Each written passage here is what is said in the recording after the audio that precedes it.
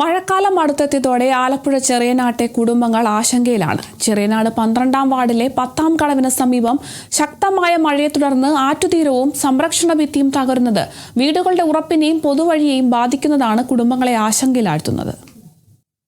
26 വർഷം മുമ്പ് അന്നത്തെ ആലപ്പുഴ ജില്ലാ പഞ്ചായത്ത് പ്രസിഡന്റായിരുന്ന സജി ചെറിയാന്റെ കാലഘട്ടത്തിൽ ഇറിഗേഷൻ വകുപ്പിന്റെ നേതൃത്വത്തിലാണ് ഇവിടെ സംരക്ഷണ ഭിത്തി നിർമ്മിച്ചത്.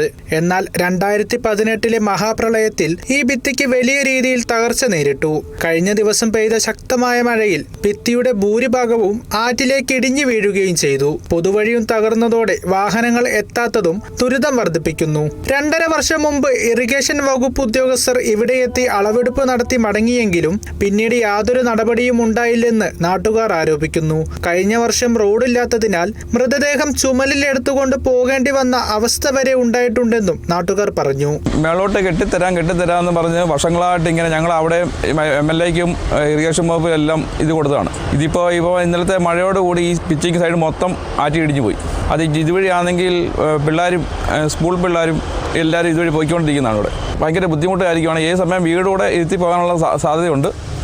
ആളുകൾക്ക് നടക്കാൻ പോലും കഴിയാത്ത അവസ്ഥയിലാണ് ഇപ്പോൾ ഇവിടുത്തെ പൊതുവഴി. സ്കൂൾ കുട്ടികളും നാട്ടുകാരും മാർക്കറ്റിലേക്കും മാവേലിക്കര ഭാഗത്തേക്കും പോകാൻ ഉപയോഗിക്കുന്ന പ്രധാന പൊതുവഴിയാണിത്. വിഷയം ബ്ലോക്ക് പഞ്ചായത്തിന്റെ ശ്രദ്ധയിൽപ്പെടുത്തിയെങ്കിലും യാതൊരു നടപടിയും സ്വീകരിച്ചില്ലെന്നാണ് പഞ്ചായത്ത് അധികൃതർ പറയുന്നത്. പ്രളയം കഴിഞ്ഞാണ് ഇത് ഇടിയാൻ തുടങ്ങിയത്. ഇപ്പോൾ ഇടിഞ്ഞിടിഞ്ഞിടിഞ്ഞിട്ട് ഇപ്പോൾ ഇന്നലെ ആണെങ്കിൽ നല്ല പോലെ ഇടിഞ്ഞു. ഇപ്പോൾ നടക്കാൻ പറ്റാത്ത ഒരു സാഹചര്യമാണ്. ഒരു 19 വീട്ടുകാർ താമസിക്കുന്നതാണ്. സ്കൂളിലൊക്കെ കുട്ടികളെ കൊണ്ട് പോകേണ്ട അവസ്ഥയാണ്. പക്ഷേ അത് വലിയ ബുദ്ധിമുട്ടാണ്. ഞാൻ ഇതാദ്യം തന്നെ ബ്ലോക്ക് പഞ്ചായത്തോട്ട് ബന്ധപ്പെട്ടായിരുന്നു. അപ്പോൾ ആ ഒരു ആസ്തി ഇതിൽ നടക്കത്തില്ല. MLA ഫണ്ട് ഉപയോഗിച്ച് ഇത് ചെയ്യാൻ പറ്റത്തുള്ളൂ എന്നാണ് അറിയാൻ കഴിഞ്ഞത്. ദിവസേന സ്കൂൾ കുട്ടികളും പ്രായമായവരുമടക്കം നിരവധി പേർ ഉപയോഗിക്കുന്ന പൊതുവഴിയായതിനാൽ യുദ്ധകാലാടിസ്ഥാനത്തിൽ സംരക്ഷണ ഭിത്തി പുനർനിർമ്മിച്ച് ഓട്ടോറിക്ഷകൾക്കെങ്കിലും കടന്നുപോകാൻ പറ്റുന്ന രീതിയിൽ ഈ വഴി നവീകരിക്കണമെന്നാണ് 10ാം കടവ് നിവാസികളുടെ അടിയന്തര ആവശ്യം. 2018 വെള്ളപ്പൊക്കം ഉണ്ടായി. 18 ആ വെള്ളപ്പൊക്കത്തിൽ ഇത് കുറേശ്ശെ ഇടിയാനും തകരാനും തുടങ്ങി. വീണ്ടും ഞങ്ങൾ ജില്ലാ പഞ്ചായത്തിൽ ഇറിഗേഷൻ വകുപ്പിലും പഞ്ചായത്തിലും എല്ലാം പോയി പരാതി കൊടുക്കുക. അവർ വന്ന് അളന്ന് ഒക്കെ എടുത്തും പോകും. പിന്നെ അവർ അതൊന്ന് തിരിഞ്ഞു നോക്കുകയോ ഒന്നും ചെയ്യുന്നില്ല.